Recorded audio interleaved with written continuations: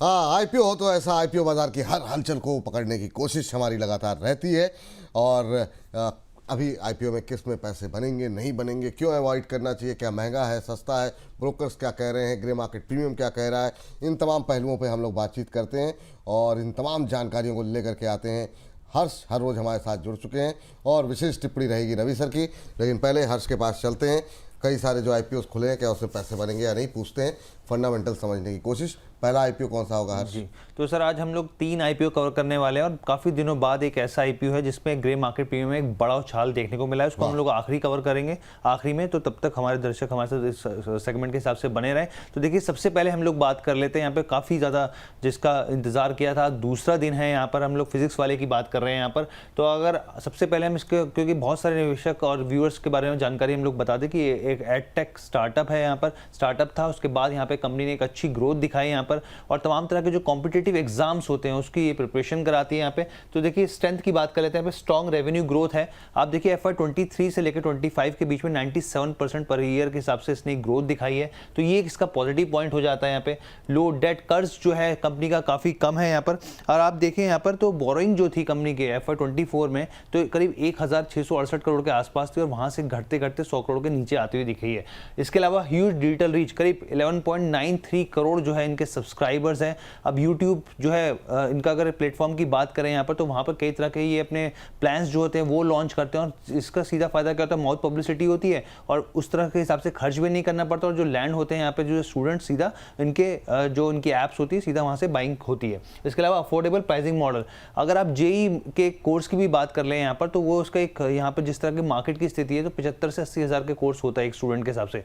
Company जो है 4,500 में ये कोर्स कराती है। इनका जो मेन फोकस है, जो मैनेजमेंट को मैं सुन रहा था कि वॉल्यूम को बढ़ाना, जितना ज़्यादा वॉल्यूम बढ़ेगा, क्योंकि क्लास में बहुत ज़्यादा स्टूडेंट्स होते हैं इनके, काफ़ी बड़ी संख्या में एक एक क्लास में, तो वो एक चीज़ होती है। इसके अलावा इंप्रूविंग प्रॉफिट मार्जिन, एबिटा जो है आप पिछले साल से 2 साल के अंदर कंपेयर करते हैं उसमें लगातार सुधार देखने को मिल रहा है। तो ये तो बात होगी स्ट्रेंथ की। अब हम लोग बात करते हैं यहाँ पे वीकनेसेस क्या है, यहाँ पर रिस्क क्या है। यहाँ पर देखिए, कंपनी जो है अभी भी लॉस मेकिंग है। पिछले 3 साल का अगर ट्रैक रिकॉर्ड उठाकर आप देखें तो कंपनी साफ तौर पे आपको लॉस मेकिंग दिखती है। सिटी डिपेंडेंस की बात करें यहाँ पे, क्योंकि 2 मेजर सिटी दिल्ली और पटना, उसमें आप समझिए कि 10% से ज़्यादा की यहाँ पर शेयर है इनका और ऐसे में वहाँ पे बेस पे कुछ इंपैक्ट पड़ता है तो सीधे तौर पे यहाँ पर ऐसा देखने को मिलेगा। सब्सिडरी लॉसेस के तौर पर, क्योंकि कंपनी ने अभी कुछ समय पहले 2 सब्सिडरी यहाँ पर जो है बनाई है, जाइलम और उत्कर्ष के नाम से, वो दोनों सब्सिडरी जो है वो लॉस मेकिंग है, अभी तक प्रॉफिटेबिलिटी में नहीं आती हुई दिखी है। हाई एम्प्लॉय कॉस्ट, अगर आप FY 25 की भी बात करें, कंपनी ने जो कमाई करी है उसका 48% सैलरी में चला जाता है। बहुत सारे टीचर्स हैं, तमाम तरह के खर्चे होते हैं तो उसमें वो चला जाता है, ये कंसर्न है। इसके अलावा एक पॉइंट जो यहाँ पर एड ऑन कर लेता हूँ मैं, यहाँ पर जो है एम्प्लॉयमेंट जो है यहाँ पर बात की जाए, जो की सेंटर्स है, एनरोलमेंट माफ़ कीजिएगा, उसमें कमी देखने को मिली। कोटा में कंपनी का बेस बहुत बड़ा था लेकिन पिछले कुछ सालों में वहाँ पे जो बेस है वो घटता हुआ दिखा है। अब सेकंड डे है तो सब्सक्रिप्शन लेवल बहुत ही ठंडा देखने को मिल रहा है यहाँ पर। अगर हम सब्सक्रिप्शन लेवल पर जाते हुए देखें तो चलिए, तो यहाँ पर देखिए फाइनेंशियल्स मैंने बता दिया। यहाँ पे कंपनी पिछले 3 साल में लॉस मेकिंग रही है, एबिटा में सुधार देखने को मिला है। बोरिंग जो है वो देखिए कितनी कम हो गई है यहाँ पर। अब हम लोग यहाँ पे एक बार सब्सक्रिप्शन के लेवल देख लेते हैं। यहाँ पे सब्सक्रिप्शन का लेवल क्या है, या फिर ये देखिए बहुत ही QIBs का अभी तक बिल्कुल भी सब्सक्रिप्शन होता हुआ नहीं दिखा है। NII के आंकड़ों की बात करें 0.08x के आसपास है। यहाँ पर रिटेल पार्टिसिपेशन आधा ही यहाँ पे सब्सक्राइब होता हुआ दिखा है अभी, और टोटल देखें 0.11% के आसपास यहाँ पे सब्सक्राइब हुआ है। ग्रे मार्केट प्रीमियम और घट गया है इसका, आप ये देखिए 3 रुपये, कल 5 रुपये था, आज 3 रुपये आ गया, 2.75% के आसपास, 112 के आसपास लिस्टिंग की संभावना। हाँ, फिजिक्स वाला आईपीओ जिसमें कि करीब अभी ग्रे मार्केट में 3.25% के आसपास का प्रीमियम देखने को मिल रहा है। क्या करना चाहिए, रवि सर से पूछते हैं। रवि सर, काफ़ी दिनों बाद एक तो आज अच्छी लिस्टिंग एक देखने को मिली है जहां पर प्रीमियम पर लिस्टिंग हुई है। अदरवाइज़ हमने देखा कि थोड़ा सा माहौल, सेंटीमेंट थोड़ा सा बिगड़ा हुआ है। क्या टिप्पणी रहेगी फिजिक्स वाला को लेकर के? क्या सरप्राइज पॉजिटिव साइड में करेगा या फिर यहाँ पर आपको रिस्क ज़्यादा दिखाई दे रहे हैं? आपकी टिप्पणी क्या रहेगी? क्योंकि एक बार हमने देखा कि जो है थोड़े से हाथ जले हुए हैं लोगों का बायजूस को लेकर के, तो क्या टिप्पणी रहेगी अभी फिजिक्स वाला को लेकर के? देखिए विपुल जी, मन में बहुत सारे सवाल आ रहे हैं, शायद मैं इतनी जल्दी समराइज नहीं कर सकता हूँ, लेकिन हाँ पूरी तरह से पहले समरी में ये कहना चाहता हूँ कि पहली बात, आपने बिल्कुल सही कहा कि लिस्टिंग बहुत अच्छी नहीं देखने को मिली है। उसका एक रीजन रहा है कि जो कंपनियां अपने माल को चिपकाना चाहती हैं, पब्लिक में बांट के रेवड़ी और मिठाई खाना चाहते हैं, वो सब शेयर नहीं चलेंगे, चाहे वो कैसा भी हो। ये पब्लिक सब जानती है, ये इतना बढ़िया फिट बैठता है। आपको अगर मैं अब इस बिजनेस पे आता हूँ, पहले फिजिक्स वाले की बात करता हूँ। आपने बायजूस का नाम लिया। एक्चुअली में ये जो कोचिंग वाला बिजनेस है ना, ये 3 साल के बाद ना हमेशा डाउनफॉल में चला जाता है और खत्म हो जाता है। आज तक मैंने किसी भी, फिटजी सबसे बड़ा एग्जांपल जिसने फ्रॉड किया, तो पहला जो आईपीओ में लगा रहे हैं उनमें सबसे बड़े जो सेंटिमेंट वाले लोग हैं, जो माँ बाप हैं, जो ये उम्मीद करते हैं कि उनको फीस का डिस्काउंट मिलना चाहिए, और डिस्काउंट उनको मिला है। लेकिन अगर उनका मोह बढ़ गया है उस कंपनी के लिए और वो चाहते हैं कि आईपीओ में लगाना, तो भैया वो डिस्काउंट खत्म होने वाला है और सारा लॉस यहीं देकर जाओगे। इसका मतलब ये है कि इस कंपनी में बिल्कुल निवेश नहीं करना, क्योंकि पूरा बिजनेस मॉडल जो है, जैसा मैंने बताया, बायजूस आपके सामने एग्जांपल है, फिटजी में अभी भी लोग रोते बिलखते घूम रहे हैं जिनकी फीस वापस नहीं मिली, बच्चों के क्लासेस चल रही हैं। और सबसे बढ़िया हमारे यहाँ का सिस्टम ये है कि कंपनी जब ऐसा कोई फ्रॉड करती है तो उसको बिजनेस अकाउंट को फ्रीज कर दिया जाता है, और उसके बाद जो अपनी फीस मांगने वापस जाते हैं उनसे कह दिया जाता है भाई हमने तो अकाउंट, हमारे तो अकाउंट फ्रीज चल रहा है, हम कुछ मिलेगा नहीं। ये हमने फिटजी का एग्जांपल आपको दिया। अब आते हैं फिजिक्स वाला पे। देखिए, कंपनी लॉस से प्रॉफिट पे आई है, प्रॉफिट में आज तक नहीं आई, रेवेन्यू जरूर बढ़ाते जा रहे हैं लेकिन यहाँ पर एसेट नहीं इंक्रीज हुआ है, तो कहीं ना कहीं से पैसा बर्न है। और ये नंबर जो अभी आप देख रहे हैं, ये थोड़ी एक्सरसाइज रेवेन्यू इंक्रीज करने की इसलिए क्योंकि बढ़िया आप एडवर्टीजमेंट करिए, बढ़िया प्रचार करिए, बढ़िया यूट्यूब पे ग्रोथ दिखाइए, और उसके बाद आपका रेवेन्यू तो बढ़ ही जाएगा। जितना आप गुड़ डालोगे उतना मीठा होगा। तो अल्टीमेटली जो फंडामेंटल नंबर्स हैं वो आपको अब फंसाने के लिए दिए जा रहे हैं। बहुत स्टेट कमेंट कर रहा हूं, शायद बहुत लोगों को बुरा लगे, लेकिन सच्चाई नंबर्स के बिहाफ पर यही है। बिल्कुल इस आईपीओ से दूर रहें, ना ही देखें तो ज्यादा अच्छा है। तो यहाँ पर रवि जी का मानना है इस आईपीओ से दूरी बना करके चलें, वो ज़्यादा बेहतर है। तो कंप्लीट अवॉइड यहाँ पर जो है राय जो है निकल करके आती हुई, फिर कहीं बेहतर अपॉर्चुनिटी होगी तो आपको रिकमेंडेशन दी जाएगी। चलिए अगले आईपीओ पे बात करते हैं हर्ष के साथ, लेकिन उससे पहले संजय कुमार धीर जी कह रहे हैं, आदरणीय विपुल जी, रवि जी और हर्ष को सादर प्रणाम। आपको भी सादर प्रणाम सर। और हर्ष बताइए अगला आईपीओ कौन सा है? जी, एमवी फोटोवोल्टिक पावर की बात कर लेते हैं। अगला आईपीओ है यहाँ पर, आज जिसका भी दूसरा दिन है। यहाँ पर आप देखिए बहुत ही ठंडा रिस्पांस इस आईपीओ को भी देखने को मिल रहा है। यहाँ पे क्यूआईबी का आप देखें 2% महज, अगर आप एनआई का आंकड़ा उठा के देखें 13% के आसपास सब्सक्राइबर, रिटेल पार्टिसिपेशन भी 52% के आसपास, और टोटल जो है 13% के आसपास होता हुआ दिखा है यहाँ पे। और हम लोग अगर अपने दर्शकों को बताएं तो ये कंपनी जो है 2007 में इनकॉर्पोरेट हुई थी बेसिकली, और ये जो है यहाँ पे सोलर पीवी मॉड्यूल और सेल की मैन्युफैक्चरिंग करती है। एक अच्छा मार्केट शेयर है इनका। और अगर आप यहाँ पे देखिए पीवी मॉड्यूल की कैपेसिटी की बात करें इसकी, तो 7.80 गीगावाट के आसपास, और सोलर सेल की 2.94 गीगावाट है। अब ग्रे मार्केट प्रीमियम की बात करें यहाँ पर, तो देखिए 5 रुपये चल रहा है, करीब 2.30%। एक एस्टिमेटेड लिस्टिंग 222 के भाव पर हो सकती है। और अगर आप 2024-25 से कंपेयर करें इसके फाइनेंशियल्स, तो रेवेन्यू में 1117 माफ कीजिएगा 14% का जंप है, लेकिन जो प्रॉफिट आफ्टर टैक्स है वो 1177% का जंप दिखाता है। 2.5% की जो है प्रीमियम यहाँ पर भी है एमवी फोटो वोल्टिक को लेकर के। सर क्या करें सर अभी? हालांकि अभी भी अगर हम देखें तो रिटेल हिस्सा 0.5% ही जो है सब्सक्राइब हो पाया है। आपकी टिप्पणी क्या रहेगी सर? देखिए विपुल जी, अगर कंपेयर करें आईपीओ के पूरे पैटर्न को समझने की कोशिश करें, तो देखिए नंबर्स और ये सारी चीजों को अगर एनालाइज करें तो आईपीओ तो अट्रैक्टिव है, लॉन्ग टर्म पर भी अच्छा रहेगा।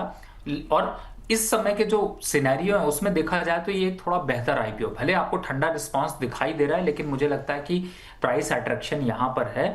अगर आप किसी ऐसे फंडामेंटल नंबर पे डालना चाहते हैं, हालांकि बैलेंस शीट पे कई चीजें जो है वो दिखाई दे रही हैं, लेकिन मुझे ऐसा लगता है कि आईपीओ के पॉइंट ऑफ व्यू से और जो प्राइस लिस्टिंग के हिसाब से एस्टिमेट की जा रही है 222 रुपए, ये थोड़ा अट्रैक्टिव है। गेन हो सकता है यहाँ पर 5 से 8% का, तो मुझे लगता है कि एक बार अप्लाई करना चाहिए।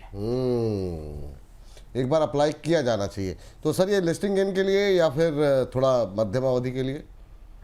देखिए, जिस हिसाब से लिस्टिंग गेन होगा वो डिसाइड करेगा कि इसको लॉन्ग टर्म पर रखना है या नहीं रखना है। लेकिन हाँ, ये है कि फिलहाल अभी के हिसाब से शॉर्ट टर्म और थोड़ा सा मीडियम टर्म के लिए इन्वेस्टमेंट किया जा सकता है। चलिए ठीक है सर। चलिए अगली टिप्पणी लेते हैं और आज के तीसरे और आखिरी आईपीओ पे बात करते हैं। हर्ष बताइए। जी, जो टेनको क्लीन एयर की बात करते हैं, ग्रे मार्केट में एक अच्छा खासा रिस्पांस देखने को मिल रहा है।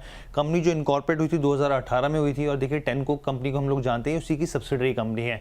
सबसे पहले हम लोग यहाँ पर इस कंपनी की कुछ स्ट्रेंथ और वीकनेस रिस्क देख लेते हैं यहाँ पर कि क्या क्या है यहाँ पर, और एक बार स्क्रीन पर हम लोग लेकर आते हैं। देखिए स्ट्रेंथ की बात करते हैं यहाँ पे, लीडरशिप इन सेलेक्ट कैटेगरीज, किस हिसाब से, क्योंकि कंपनी देखिए मार्केट शेयर अच्छा खासा है। ओईएम्स के हिसाब से अगर हम लोग देखें यहाँ पे कमर्शियल व्हीकल के हिसाब से, तो कंपनी का मार्केट शेयर अच्छा खासा दिखता है। खास तौर पे जो ट्रक्स की बात की जाए या फिर जो ऑफ हाईवे व्हीकल्स है, उस पर भी यहाँ पर जो है कंपनी का काफ़ी ज़्यादा जो शेयर है वो बढ़ता हुआ दिखता है। इसके बाद डिवर्सिफाइड टेक पोर्टफोलियो, ना सिर्फ आप देखिए क्लीन एयर के अलावा, इसके अलावा दूसरे इसके पोर्टफोलियो में और भी बहुत सारी चीज़ें हैं, जिसमें आप देखिए जो एडवांस राइड टेक्नोलॉजीज होती हैं, जिसमें आप शॉक अब्जॉर्वर देख लीजिए या फिर स्टूट्स देख लीजिए, जो चेसी पे लगी चीज़ें होती हैं, बहुत सारी चीज़ें होती है जो कंपनी जो है एक गाड़ी के लिए काफ़ी इंपॉर्टेंट होती है। तो इस लिहाज से यहाँ पे इसका डिवर्सिफाई पोर्टफोलियो दिखता है। उसके बाद आप यहाँ पे देखिए regulatory tailwinds and the growth prospect, किस लिहाज से, देखिए कंपनी बहुत सारे सिक्लिकल स्टॉक्स होते हैं, गवर्नमेंट की तरफ से कई तरह की चीज़ें होती है जिसका इंपैक्ट सीधे स्टॉक पे पड़ता है। अब कंपनी के लिए ये एक पॉजिटिव पॉइंट किस लिहाज से, क्योंकि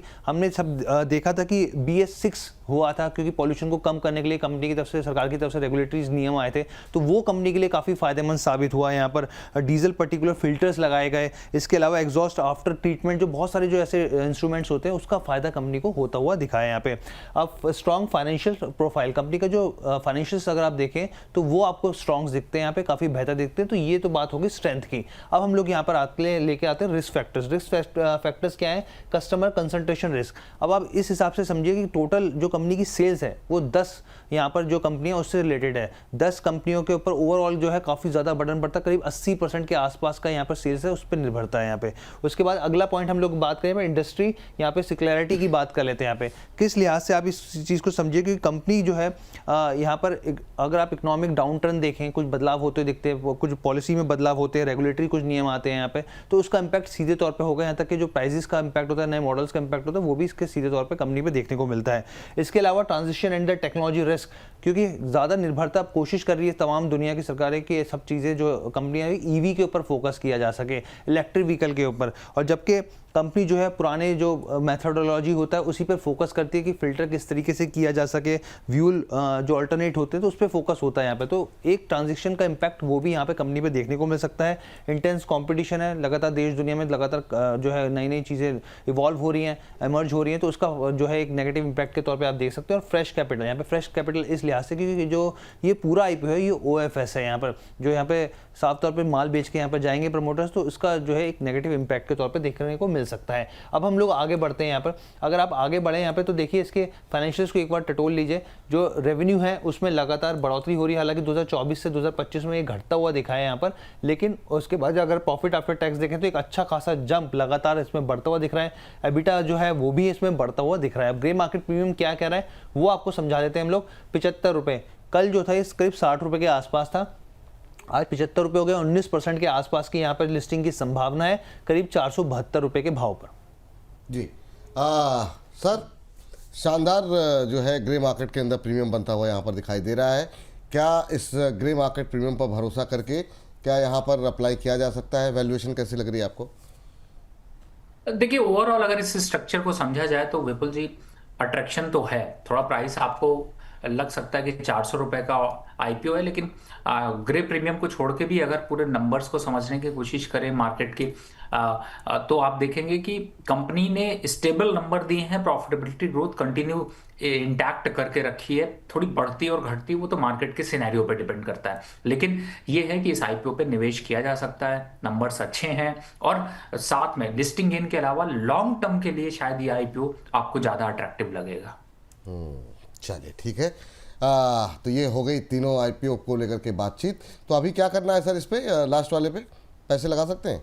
बिल्कुल पैसा लगाना चाहिए, और लॉन्ग टर्म के लिए भी यहाँ पर जब लिस्टिंग हो जाती है और अगर जिन लोगों को नहीं मिलता है वो लोग लॉन्ग टर्म के लिए भी यहाँ पे कॉल ले सकते हैं। चलिए ठीक है। तो इस कार्यक्रम तो हमारा जारी रहेगा और हमारे साथ एक विशेष मेहमान भी जुड़ रहे हैं, लेकिन अभी के लिए हर्ष को और रवि जी को धन्यवाद कहने का वक्त हो गया है। सर आपकी तरफ से कोई डिस्क्लोजर? जिन भी हमने स्टॉक्स की चर्चा की है इसमें मेरी पर्सनल पोजीशन नहीं है, लेकिन क्लाइंटों को ऐसे सजेशन गए। बहुत बहुत शुक्रिया सर, बहुत बहुत धन्यवाद अपना समय देने के लिए। हर्ष आपको भी थैंक यू ये तमाम अपडेट्स हमारे लिए लेकर के आने के लिए। तो फिलहाल के लिए आईपीओ होता है ऐसा में इतना ही।